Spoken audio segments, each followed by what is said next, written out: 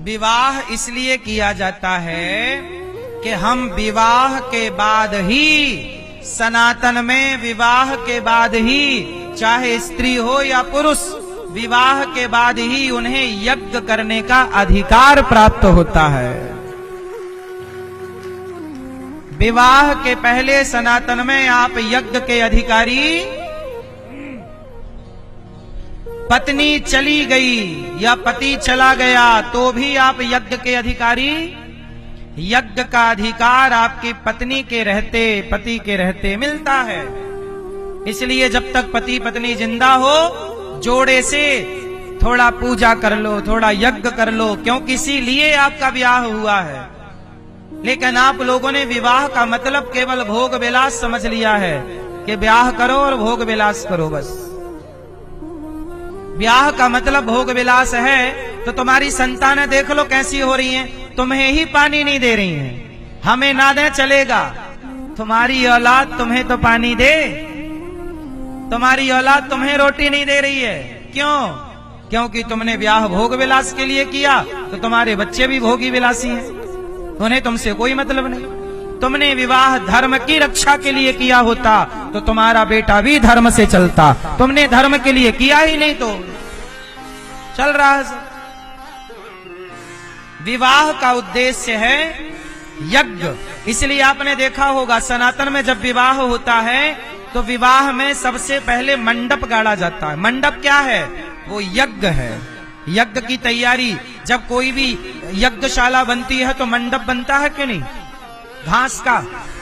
ऐसे विवाह में भी मंडप बनता है और नीचे हवन कुंड होता है। और जब आपका विवाह होता है तो आचार्य जी, पंडित जी स्वाहा स्वाहा आहुति डलवाते हैं कि नहीं तुमसे, पति पत्नी से आहुति डालो और उसी यज्ञ कुंड की परिक्रमा करो।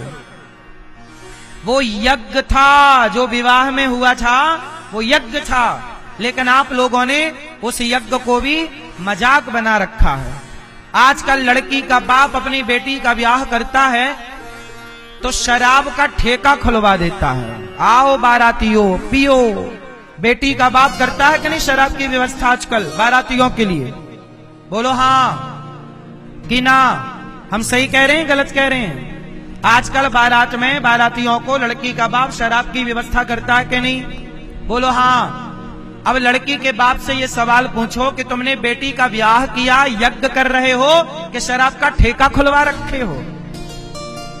और बाराती शराब पी के फिर तुम्हारी बेटी को आशीर्वाद देने मंच में पहुंचते, खुद गिर रहा है, खुद का होश नहीं है, और तुम्हारी छोरी को आशीर्वाद दे। इन गधों के आशीर्वाद से तुम्हारी बेटी सौभाग्यवती होगी?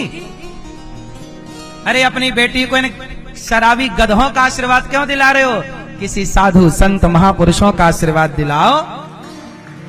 और शराब क्यों तुमने खोल रखी है बेटी के ब्याह में? जो शराब पीने वाले हैं उनको मना करो, मत आओ यहाँ, जाओ अपने घर।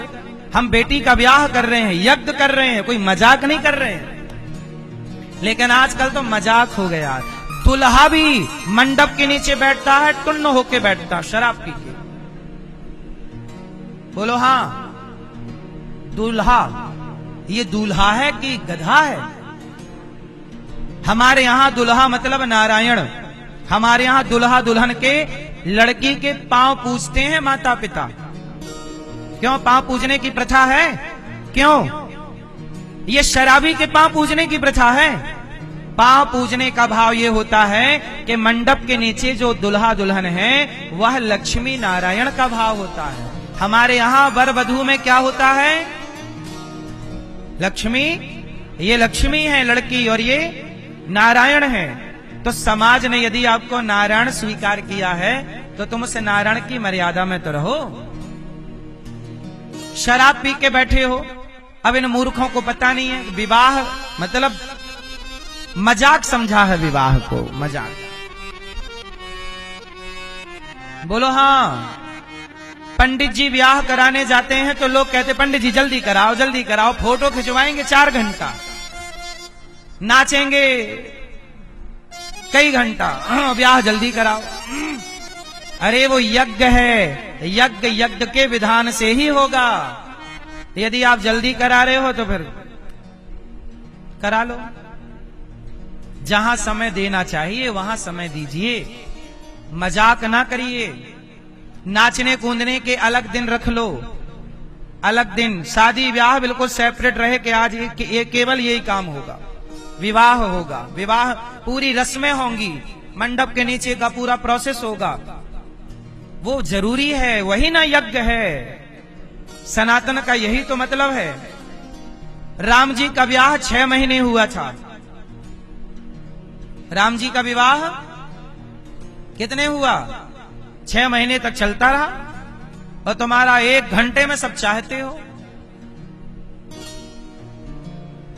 तो अब बताओ, आप बेटी के ब्याह में शराब की दुकान खुलवाओगे? जो शराब की डिमांड करें उल्टा लटका के मिर्ची का धुआं दो इन गधों को। ले मिर्ची का धुआं। शराब पिएगा, मेरी बेटी को शराब पी के आशीर्वाद देगा, दैत दनादन।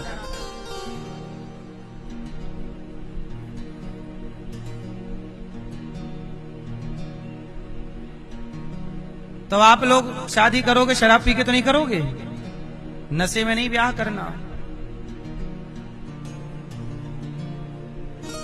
तो भगवान दशरथ जी पहले यज्ञ करते हैं, और यज्ञ के बाद फिर यज्ञ भगवान प्रकट होते हैं, खीर खाते हैं, तब उनकी संतान होती है जो मर्यादा पुरुषोत्तम राम कहलाते हैं। तो जब आप यज्ञ करेंगे, अनुष्ठान करेंगे, धर्म का आचरण करेंगे, तब आपकी संतानें श्रेष्ठ होंगी। अब आप शादी के पहले कितनी लड़कियों के संग रह चुके, शादी के पहले कितने लड़कों के संग रह चुकी, अब तुम शादी करोगी तो तुम्हारी संतान कैसी होगी? अरे शादी के पहले लड़की लड़के को ब्रह्मचर्य का पालन करना चाहिए। कड़ा ब्रह्मचारी बनो और ब्रह्मचर्य का पालन करो, और जब पत्नी आए पति आए तो पति और पत्नी के संग ही संबंध बनाओ। यदि आपने विवाह के पहले किसी और के संग संबंध बनाया है तो ये भारतीय संस्कार नहीं है, ये चरित्रहीनता है। इसे आप कुछ भी कहो, फिर चरित्रहीनता है ये। क्यों मेरी माँ? ऐसी नारी और ऐसा नर पुरुष दोनों ठीक नहीं कहलाते। इनसे जो संतान होगी वो अच्छी ना होगी। श्रेष्ठ संतान चाहिए तो श्रेष्ठ आचार विचार चाहिए। जैसे आचार विचार के माँ बाप होंगे उसी आचार विचार की संतान होगी। जरा सोचो कि तुम्हारा 17 जगह चक्कर था शादी के पहले, तो तुम्हारी औलाद का कितनी जगह होगा? सोचो ना कि तुम संतान कैसी पाओगे? फिर तुम ऐसे थे तो तुम्हारी औलाद कैसी होगी? तो आप जो कर रहे हो अपने लिए ही कर रहे हो, अच्छा या बुरा। इसलिए अच्छा करो, भटको मत। भगवान राम चैत्र का महीना आया, शुक्ल पक्ष की नवमी तिथि आई, दिन के 12 बजे, और भय प्रगट कृपाला दीन दयाला कौशल्या हितकारी भगवान राम, भगवान श्री लक्ष्मण जी, भरत जी, श्री शत्रुघ्न जी, 4 भैयों का प्राकट्य हुआ। और जब 4 भैया प्रकट हुए तो चारों भैयों का नामकरण हुआ। रमन्ते योगी नाम यस्य सह रामः, जाके सुमिरन तेरे पुनासा, नाम शत्रुघ्न वेद प्रकाशा, विश्व भरण पोषण कर जोई, ताकर नाम भरत अस होई, जाके लक्षण। तो ऐसा चारों के नाम रखा। तो चारों भैयों का नाम राम, लक्ष्मण, भरत और शत्रुघ्न, चारों भैयों का नाम। राम लक्ष्मण को विश्वामित्र जी लेकर के गए। आगे चल करके अहिल्या माँ का उद्धार किया, ताड़का का उद्धार, अहिल्या का उद्धार। फिर सीता स्वयंवर में गए। सीता मैया राम जी के गले में धनुष तोड़ दिया राम जी ने। भूप साहस 10 एक ही वारा, लगे उठावन टरही नटारा। राम जी ने धनुष तोड़ दिया। अच्छा, राम जी ने विवाह करने के पहले क्या तोड़ा? जोर से, जोर से। आप लोग भी विवाह करने, आप लोगों का विवाह क्यों नहीं चल रहा है? राम जी का तो चला, क्योंकि राम जी ने विवाह के पहले धनुष तोड़ दिया था। आप लोग धनुष नहीं तोड़ते। कौन सा धनुष? शादी करने से पहले धनुष अभिमान का सूचक होता है। राम जी ने धनुष नहीं तोड़ा, राम जी ने अभिमान तोड़ दिया है। और जो अभिमान तोड़ देगा उसी की गृहस्थी चलेगी। गृहस्थी में अभिमान नहीं चलता। आजकल क्या फॉर्मूला अपना लिया है लोगों ने, पति पत्नियों ने, झुकेगा नहीं साला।